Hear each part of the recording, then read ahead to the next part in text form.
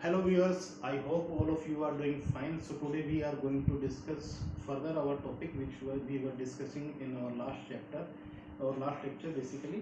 अब हम बात करेंगे इस पर्टिकुलर लॉ के बारे में, लॉ ऑफ इनर्शिया। इसकी एप्लीकेशन कहाँ कहाँ हम लोग देखते हैं, law of inertia. Law of inertia basically अगर एडवांस लेवल में बात की जाए तो तीन तरीके से देखा जाता है, लेकिन हम सभी बातों को यहाँ पर इकट्ठा करने की कोशिश करेंगे ताकि हमें बात समझ में आए। पहला एग्जाम्पल, आप बस में खड़े हो और सडनली बस चलना शुरू कर दे। Suddenly bus start moving and you are standing unaware in bus. आप बस में खड़े हो अनअवेयर, आपको नहीं पता कि बस चलने वाली है, लेकिन बस चल पड़ी, तो आपके साथ क्या होगा? आप किस तरफ जाकर के गिरोगे? आपने ना ही कुछ पकड़ा हुआ, बस में खड़े थे सिंपली और तभी बस ने अचानक से मूव करना शुरू कर दिया। तो ये सबसे पहली बात आपको ध्यान रखनी है। होता क्या है कि मान लेते हैं कि एक प्लेटफॉर्म है, बस के प्लेटफॉर्म पे आप खड़े हो और आप खोज करके इसको आप यहाँ खड़े हो, ठीक है। अब होगा क्या कि फोर्स ऑफ फ्रिक्शन, या फिर आप ये समझ के चलिए एक फोर्स है जो इस सरफेस और आपके जूतों या आपके पैरों के बीच में हमेशा रहता है, मतलब ये चिपक जाता है एक दूसरे से, हल्के फुल्के ढंग से आप कह सकते हो।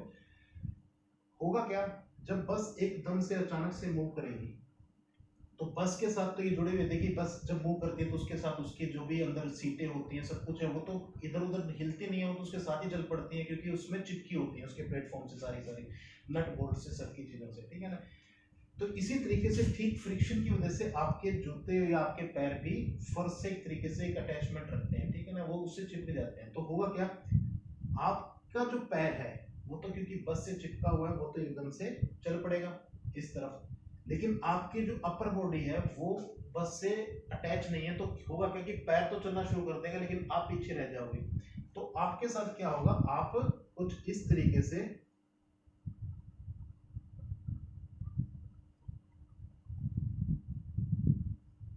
पीछे की तरफ गिरोगे, ठीक है ना। तो ये क्या है कि किस वजह से हुआ, इनर्शिया की वजह से। कैसे हुआ इनर्शिया की वजह से?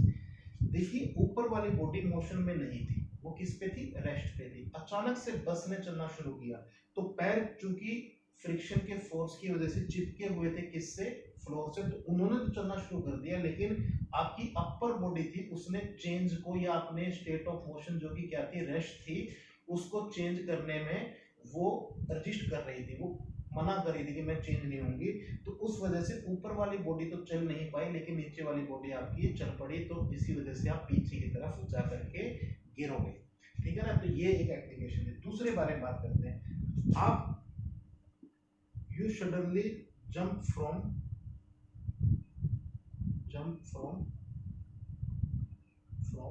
मूविंग बस। आपने जंप किया मूविंग बस से, तो आपके साथ क्या होगा, ये एक रोड है, आपने जंप किया रोड के ऊपर, ठीक है। अब आपके साथ क्या होगा, अब आप किस तरफ गिरोगे, ये आपके पास क्वेश्चन है। पोज कर करके अगर आपको इसका आंसर सोचना भी चाहिए कि क्या होगा, किस तरफ आप जाओगे, आपकी बार क्या फीलिंग होगा। आई होप कि आपने सोच लिया होगा, तो इसका आंसर करते हैं।